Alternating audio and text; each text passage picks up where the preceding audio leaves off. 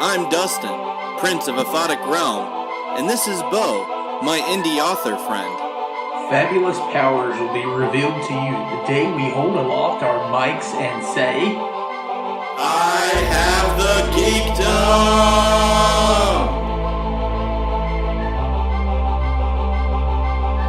Geek-Men and the Masters of the Thunder Nerds. Thunder. Thunder. Thunder Nerds! Ho!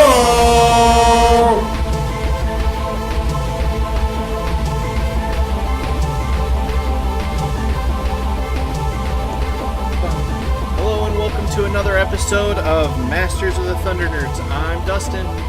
I am Bo. And this is the podcast that talks about all the things you love. Without all the hates. Without all the hate, so that's right. So you love a thing, now what? Now what? Naturally, you're going to find yourself in a group of fans that want to talk about the things you love. And soon find yourself in a group doing so. But then there'll be negativity. So then what? It happens. It happens everywhere. It's inevitable. Yep. So we have a sort of a step-by-step guide, 10 steps, to help you survive your fan base. So just some helpful tips to sort of navigate, to shake off the negativity, and sort of arm yourself with the positivity there. So, I forgot about that. It's a nice callback.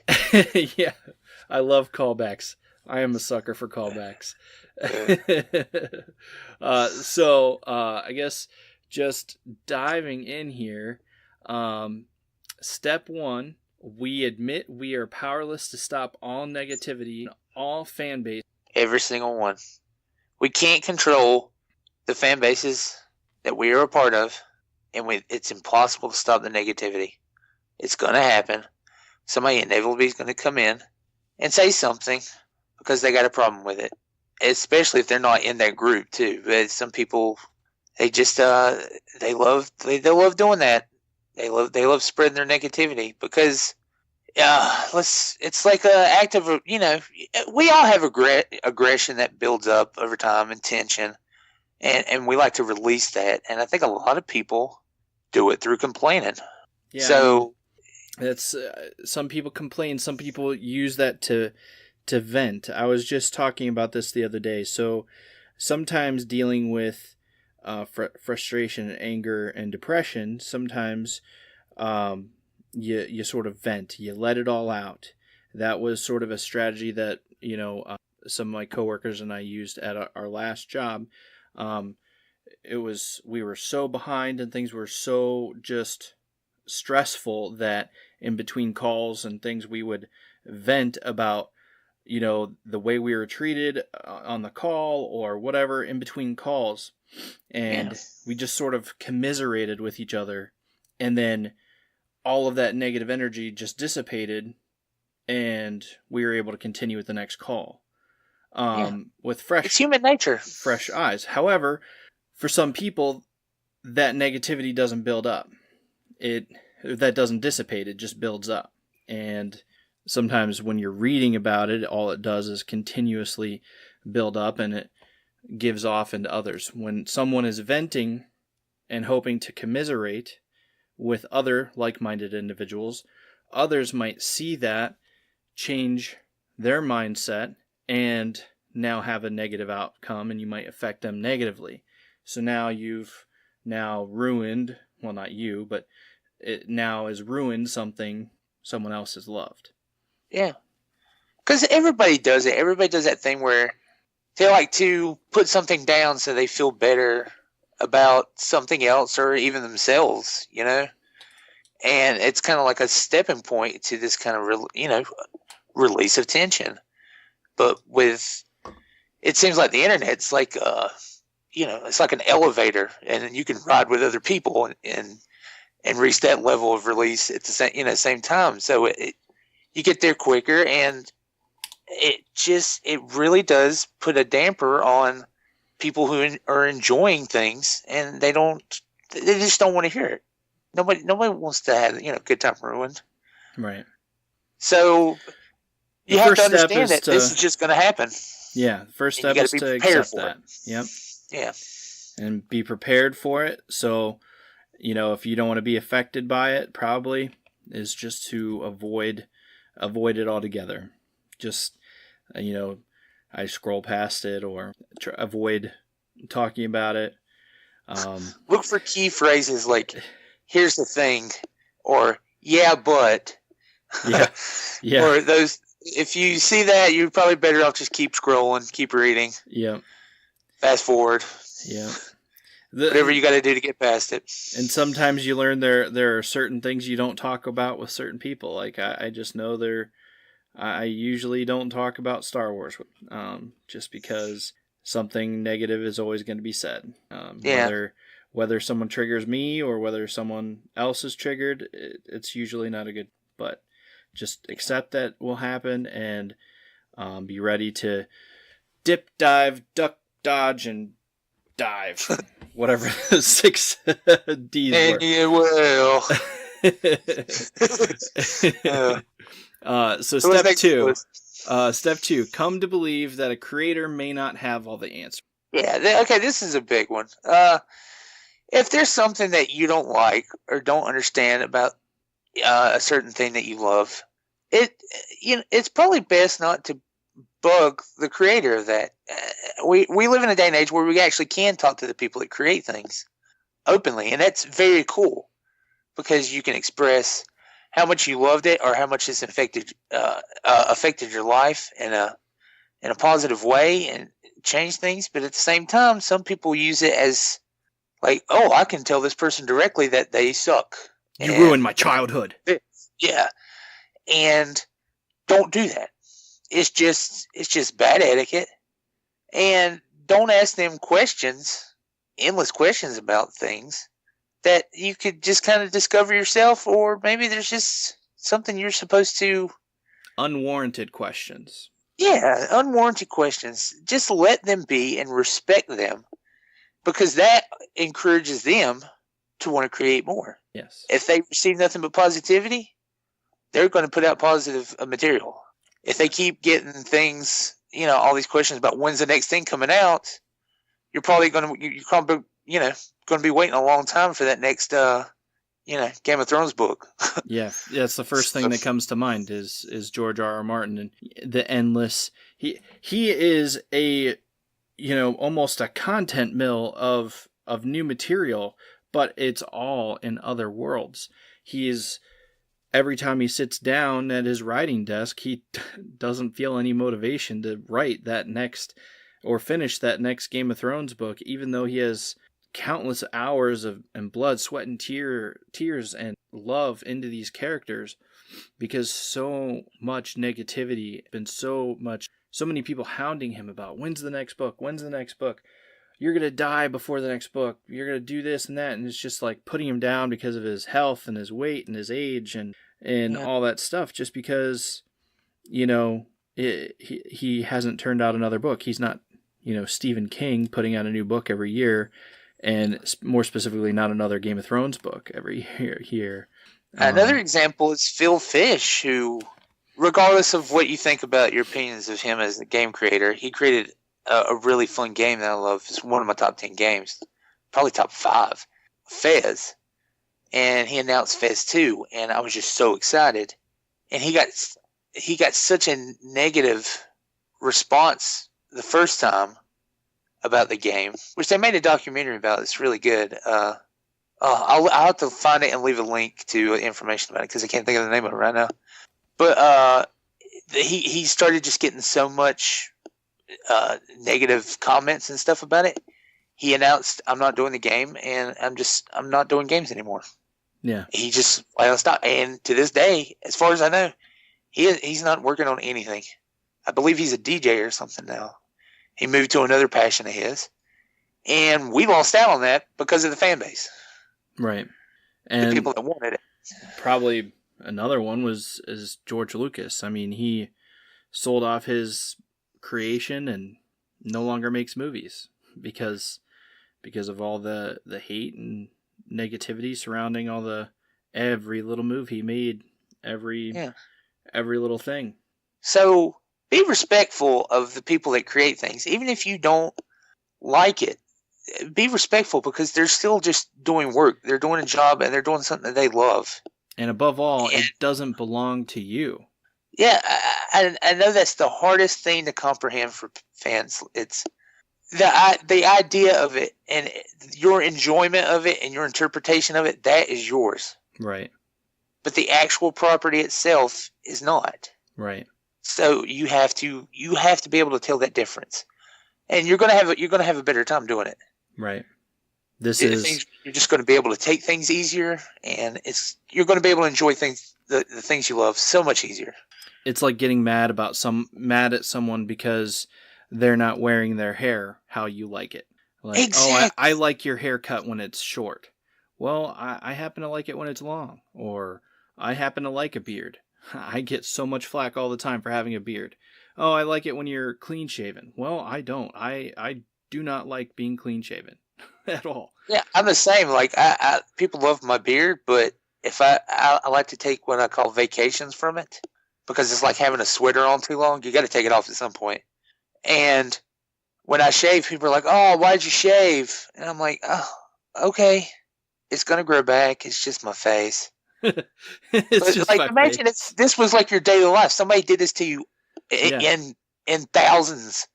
In the thousands, and you hear it every day, all the time. Imagine what that would do to your psyche. You know, it's exhausting. So be respectful. Number 3, make a decision to never turn our love into a group's reaction. Turn over our love to a group's reaction. Okay, so here's the thing.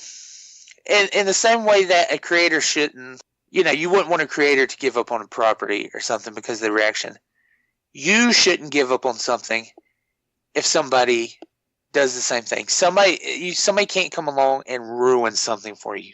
If it's that bad, then that says more about you than your actual passion for the thing that you love. There's so many times where I will go to the example of it with Star Wars when they decided that the expanded universe wasn't going to be it's not canon anymore. A lot of people were upset, and I understand it. But at the same time, if you love something that much, there's no way that somebody can take it from you.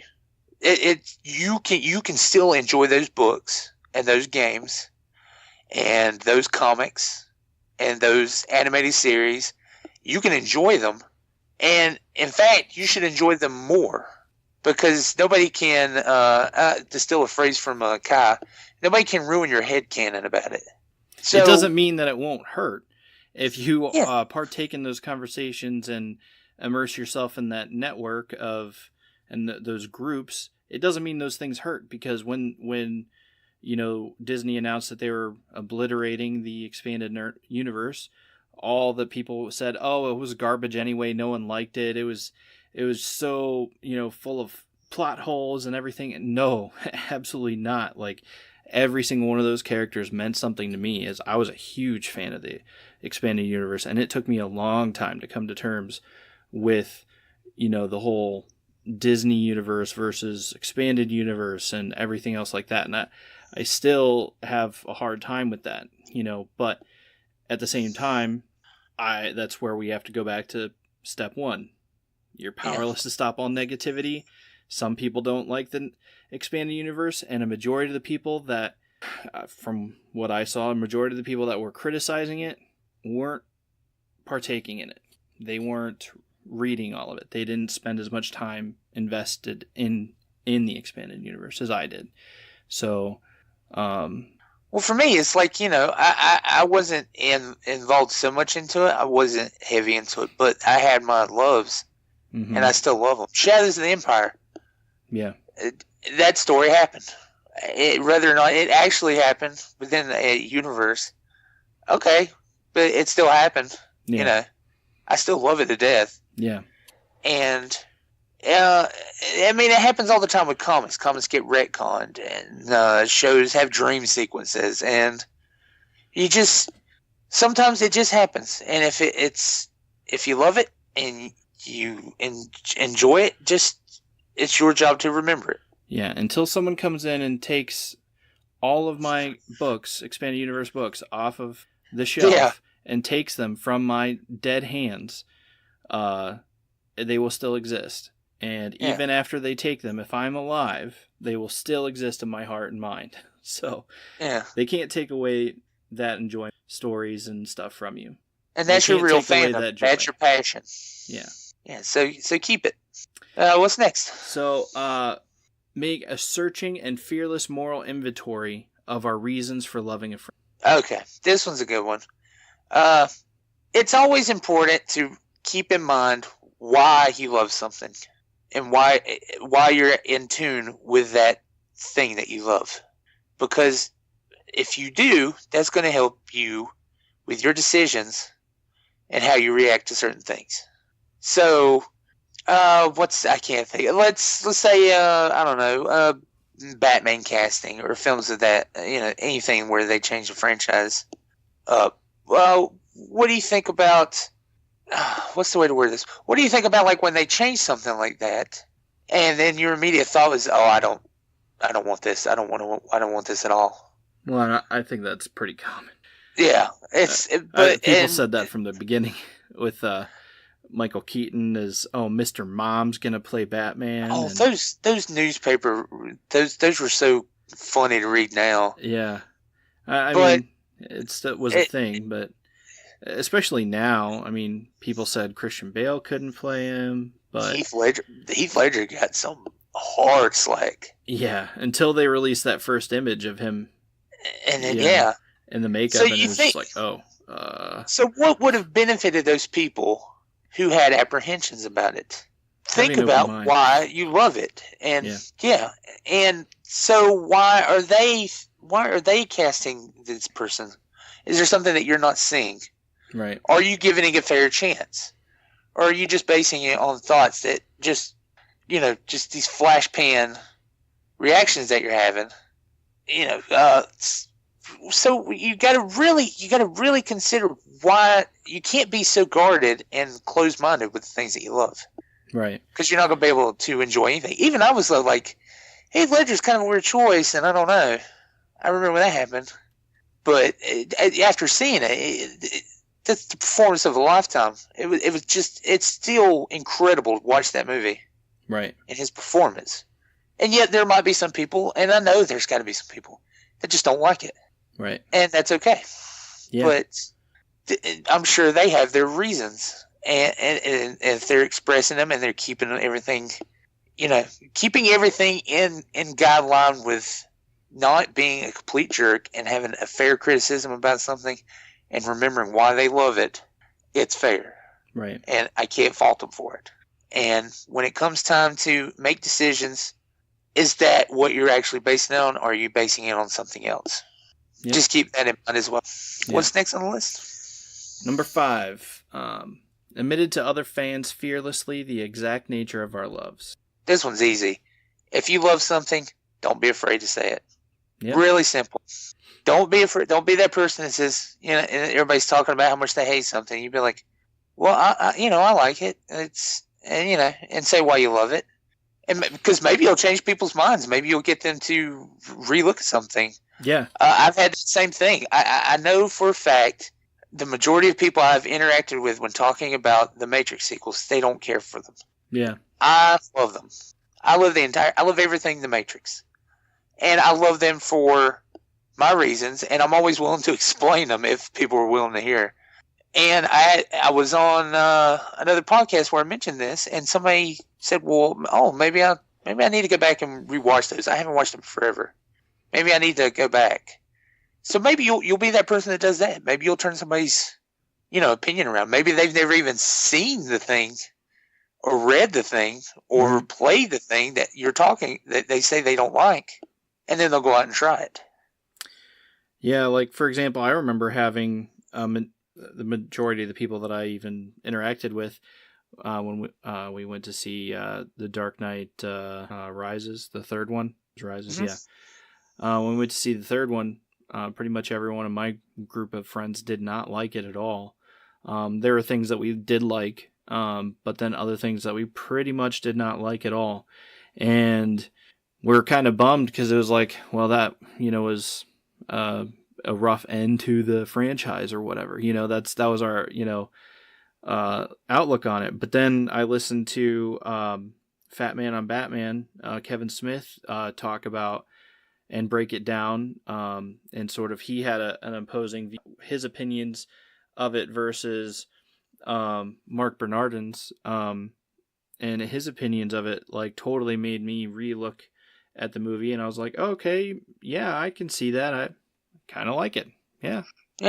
And now it went from something I like pretty much hated walking out of the theater, minus like one or two small details and the fact that it was a Batman movie. Because you pretty much, I don't know, I can't hate any Batman movie. It's a Batman movie.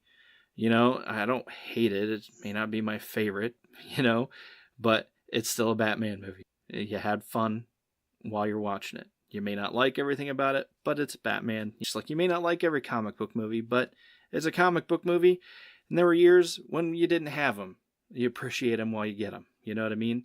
So I went from pretty much disliking it to actually, oh, cool. Yeah, I'll definitely rewatch that and be happy about it. Yeah, because I think a lot of people they just because it's not what they expected, that automatically falls into the I didn't like it category because they don't evaluate it and think about it. And if you give something thought, you'll end up loving it. Now, if you've done this and you still don't like something and you're giving it a fair shot, that's cool. Yeah, you've done your part. To love it. No one has to love everything. That said, again, be fearless with the things you love. Express your love for it. If somebody tries to stop you, don't. I love it. No one can stop you from loving it. Yeah. The only thing that can stop you from loving something is death. So, you take your loves to your grave. Sometimes maturity can, you age, things don't age well, and it's like, I don't like this as much as I did, but that's about it. That's a choice. Nothing can still take you.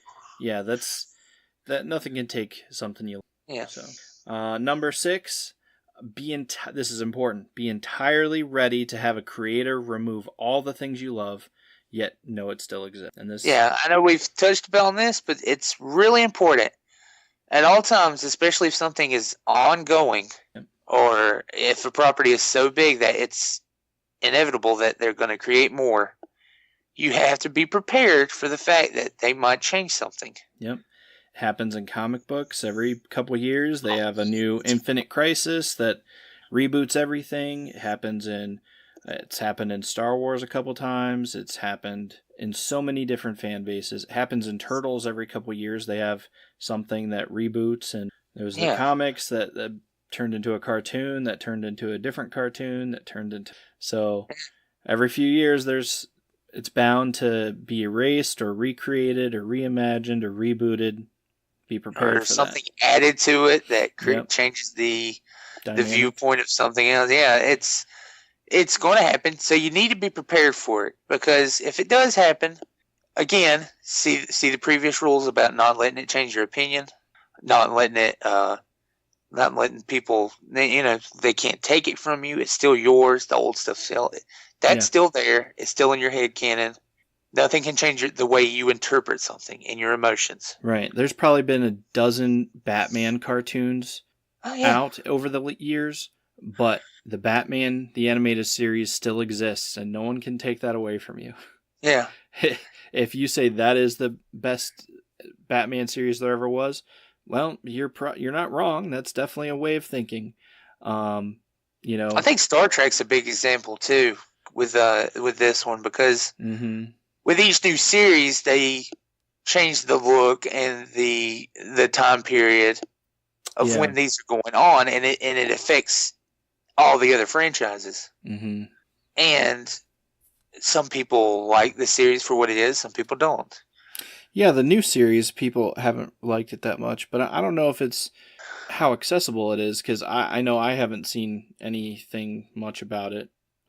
It's on that CBS channel. It's pay for this, which I think there's too many streaming things as it is. Yeah, but it's one of those things. Just be prepared for. Especially with things like Star Trek and Star Wars and Batman and stuff. If these things been around, Yep. for a long time, so they're going to be around a while. Just be glad it's still going on. Yeah, I mean, Doctor Who, jeez. How much has it changed over the course of its period of existence? You just had to be prepared. Yeah.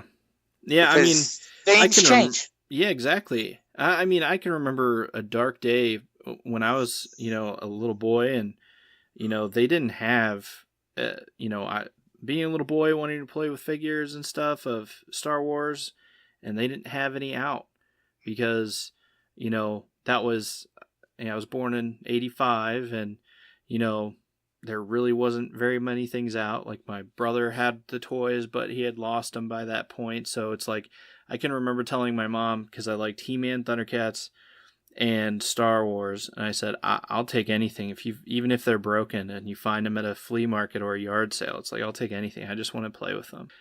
So it's like being that little boy and wanting those things in those dark ages when there is nothing, and then to be a part of a fandom where all of a sudden, they make, a comeback or a resurgence, and all of a sudden there is things. Just be glad that there is something and people get to enjoy the things you love again. Yeah, especially if even if you don't like it, just to be there to support the new existence of it. That's going to how much stuff does that bring it back for you as well? Like, if you with He-Man and stuff, I mean, like it coming back, mm-hmm. and like, oh, maybe you don't care for this new show that's about, I don't know. Let's say She-Ra.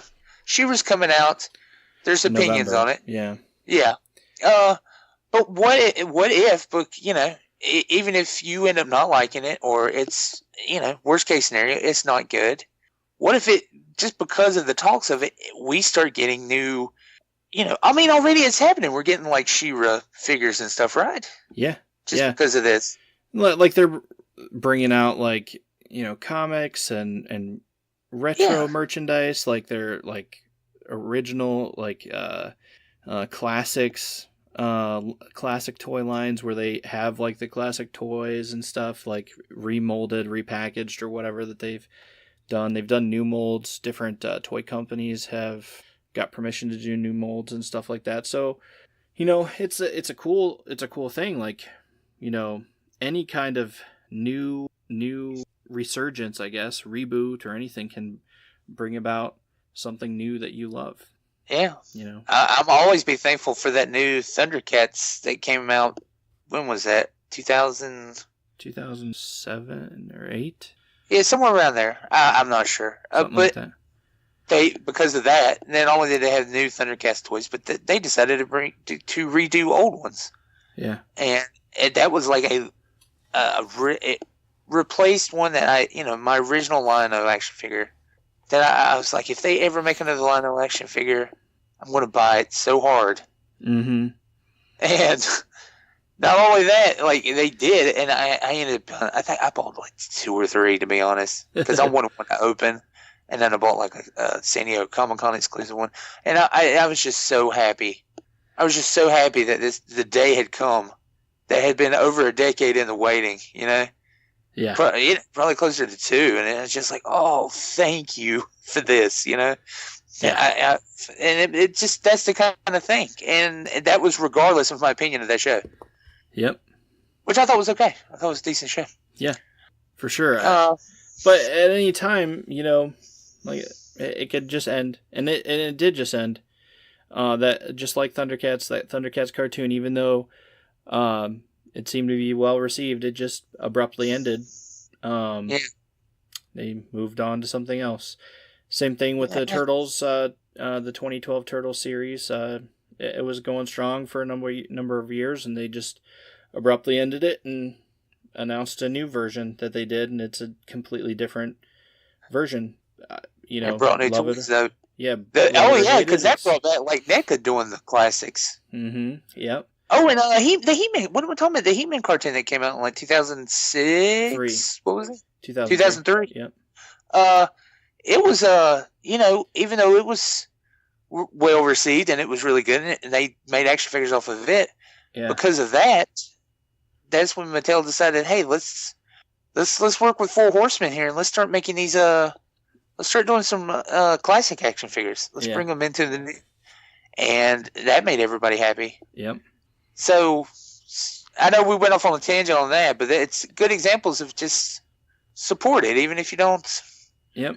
I mean, you never know what can come from, a small idea. Even if you don't like it, things can come around, and just be glad it's exists in any shape or form, because it could be gone.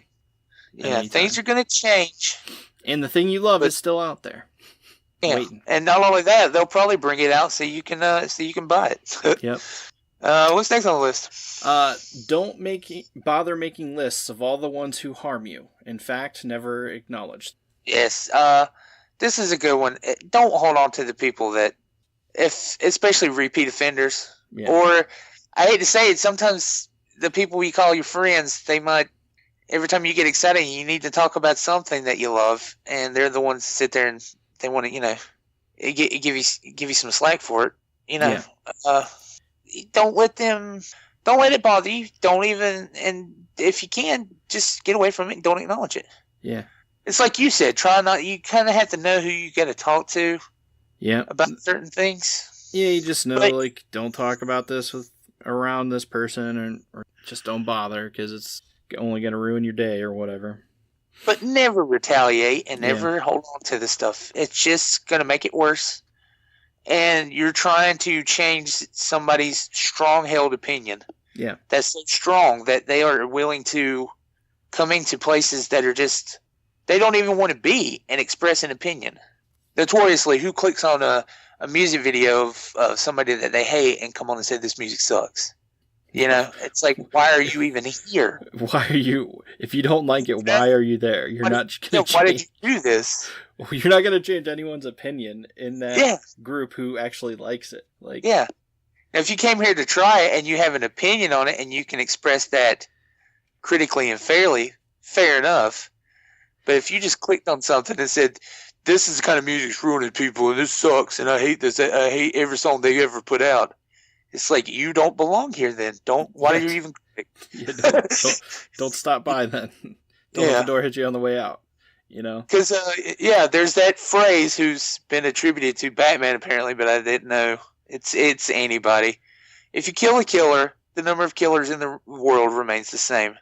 Yeah. So if you retaliate, you run the risk of becoming that person as well. And it's not going to solve anything. So just don't even bother with it.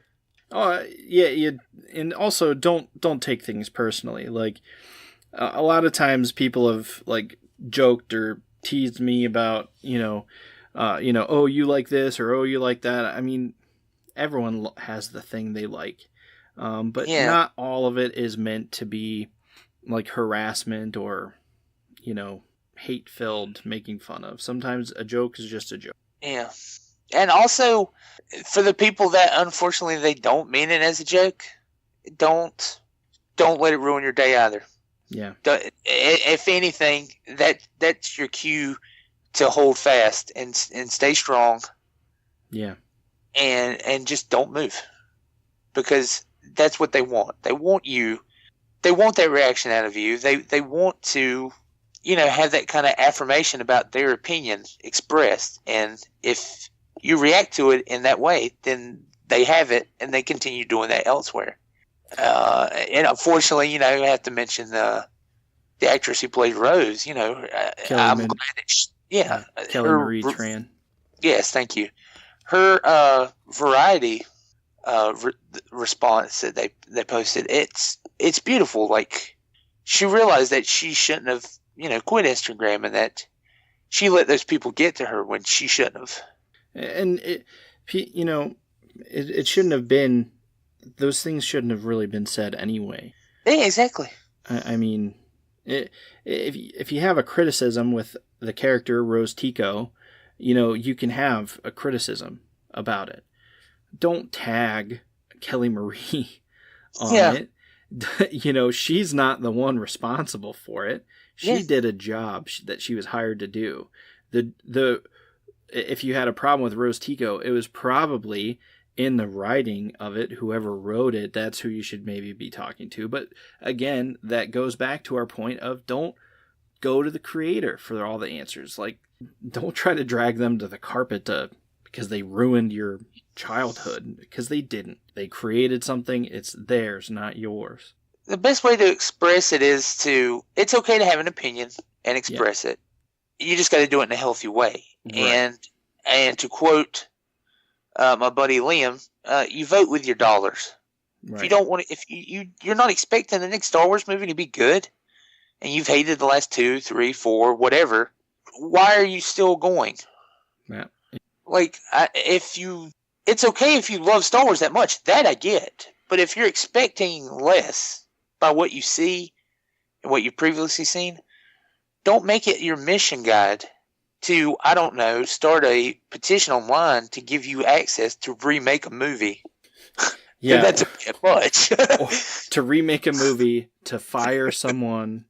You have people getting fired because somebody doesn't like them and they brought up stuff and just stirring up trouble for everybody online. You can't. That's obviously that's too much. That's passion, but that's also aggression. And going back to the first rule, we can't allow this to happen. But there's ways around it to not let it happen, and hopefully we're helping on this. Mm-hmm. Because that's our whole mission, God, is trying to stay positive in this current, day and age. This social age where everybody can say anything they want to. Soapbox. And somebody's going to see it. Yeah. Yep. It used to be you had to mail a letter to somebody and, maybe they would read it, that they didn't like something. Now you can just straight up go up to somebody on Twitter directly to their face and tell them. But is that the right thing to do? Yeah. What's next on the list? Let's see. Number 8. Make direct amends to people who, wherever possible, except when to do so would injure them or others. Yeah. That's okay. So I think it leads into the next one too, right? They're kind of the same thing because I feel like I'm going to lump these together. And number 9 is continue to take personal inventory, and when we were wrong, promptly admit it. Yeah, let's just take these because lump them together. We took influence from the 12 steps, which is also important for anything dealing with anything. But it's really important to remember that if you end up falling into these habits that you're trying to avoid, and you end up becoming that person, you need to make sure you have the ability to see it, fix it, and apologize for it. Because we have all this encouragement to do so by our surroundings, it's so easy to sit there and be like, yeah, I didn't like that either, and here's why it sucked. And you can join in on it, and that can help you fit in even, Mm-hmm. Yep. In certain situations. And people will always pat you on the back. There's always going to be somebody there to pat you on the back. But is that what you want, Right. It's really about the when, the where, and the how of what you're trying to, the idea you're trying to get across and the feeling you're trying to get across. That makes any sense. Mm-hmm. Like, I wouldn't expect, for a podcast that has like even in the title, they talk about how they complain about stuff all the time, and they're going to do that. I would not belong in their comment section. Right. So if I find myself in that comment section doing something, it's my fault. Right. I brought that on myself, and it works the opposite way. It's if people are staying positive and they're enjoying something, let it be. But if you do find yourself in that situation where you unintentionally, for whatever reason, you've become that person, just make amends. Just make amends for it somehow. Right. If you called somebody, if you got personal with somebody, or if I don't know, you just misunderstood what they said and you directly attacked them or something like that, immediately apologize to that person. Because you also have to consider the fact that what you say online everybody else can see as well. Right. And how does that make you look? You know? Yeah. For sure. For sure. And that can affect your opinion. I'm always surprised. I see it every now and then where I see people and it looks like they're going to get into a big argument online. And then suddenly it's like, I'm sorry, I misunderstood what you were saying then. Mm-hmm. And they're like, oh, it's okay, it's no big deal. And then that's it. Yeah. And I'm like, wow, that's exactly how it should be done all the time. You know? But it doesn't. People have egos and, you know, they feel like they're being directly attacked. It's essentially the golden rule. Treat others as you would want to be treated, you know? Sometimes better than you would be treated, because honestly, Yeah, some people don't care. Yeah, you have to keep that in mind. So you have to make up, if you want the world to be a good place, you have to make up for the people that don't put in that much effort. So if sometimes you got to do it for two people. So always just try and stay positive. Yeah. And if you can't, just, you know, back out, apologize, come back, try it again. It's cool. The next one takes us to the next one here. Number 10. Seek the material you love and study it to better understand a creator's intent and a negative reaction to an unexpected aspect. Yeah. So this is the big rule. If something happens and you don't like it in your world, study what you do like. Go back to what you do love about it. Really meditate on why you love it. Mm-hmm. Reflect on what it is that you don't necessarily like about it, the new thing, whatever it may be, and take that into effect of, was that the intent? What were they going for? Try to look at it from every possible perspective before you make your final decision on it. And in the end, if you come to like it or not, always remember that the stuff that you love is still there. And you can go back to it at any point in time. And that's exactly what you should do when something bad happens, you know? Yeah. Quote unquote. I say bad, but it's all personal opinion. Mm-hmm. The new Thundercats cartoon doesn't look good. Maybe it's not made for you, you know, and that's okay. So go back and watch the old cartoons. Yeah. You think like, well, I really wish my kids could see what Thundercats used to be, you know? Yeah. Like, okay, well, let them watch that show. And if they like it, then you support them and then slowly introduce them to that idea and then show them the stuff you grew up with and maybe the new stuff. Who knows what'll happen, you know? Yeah. I mean, that's all you can do. I mean, you just take it in a little bit at a time. I mean, a lot of people don't like the new Rise of the Teenage Mutant Ninja Turtles, but, you know, again, it could be geared for kids. You could introduce them to any number of other cartoons out there. The one you grew up with, the one you prefer, you know, the comics, the toys.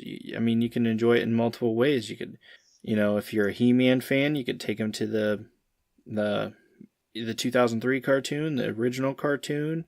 You know, there's so many things coming out like that exist that can be done. You're your own personal curator. Yeah. Of the things you love. So yeah, and it's like with video games. There's a lot of people that just throw out or let their kids play, you know, phone games or whatever on their phones or their whatever new console. But I saw something a while ago that I thought was actually kind of neat. And this one person said, you know, my kids are getting the consoles as I grew up, and they have to graduate to each console. So they're going to start with, you know, original whatever console, like a original Nintendo or Atari or something. And then once they've played a certain number of games, a certain hour of games, then they graduate to a new console. After they've learned to appreciate the other, then they get a new one, then they get a new one, then they get a new one every year, or after they've accomplished so many things on the checklist, they graduate to a new console until they finally graduate to the new thing. And I thought that was a really cool idea because it's like, you know, you sit them down, they develop the same appreciation that, you know, you have. Well, maybe they don't. Maybe they just resent you for holding back. Yeah, you might get that. But I do. I feel like that's an opportunity to teach them appreciation. Yeah. For the history of something. Yeah. You know? Oh, kids. So it's, yeah. We hope these tips have helped. For sure. 'Cause that's our big mission statement on the show. It's trying to stay positive and support things. Hey, what's Joe's kick of the week? It's funny you should mention that. It's a good one. Revenge of the Fanboys. Oh. It's a comic. You have until September 22nd. They have a very small goal, so they're looking to do their first issue, and it's about the idea of a movie company trying to buy out the big two comic book studios in the hopes to get their properties and let the comic book part of it die, and how these group of characters are going to try and stop that from happening. Sounds oddly relevant to what we were just talking about. Yeah, very relevant. But yeah, till September 22nd, small goal, small buy-ins for physical copies, great artwork, nice plot, everything you would want from a Kickstarter comic. So we'll have that link below. We're going to have a couple episodes left in the season, and we're going to be chatting about one of our guests has the most positive fan base, I think is how he words it. Yes, he claims it is the most positive fan base, period. And he's going to explain why. Yeah, so hopefully our steps helped. Hopefully our tips for staying positive helped. And as always, tune into us for another dose of positivity. I've been Dustin. Yeah. I've been Bo. Have a good one. Later, guys.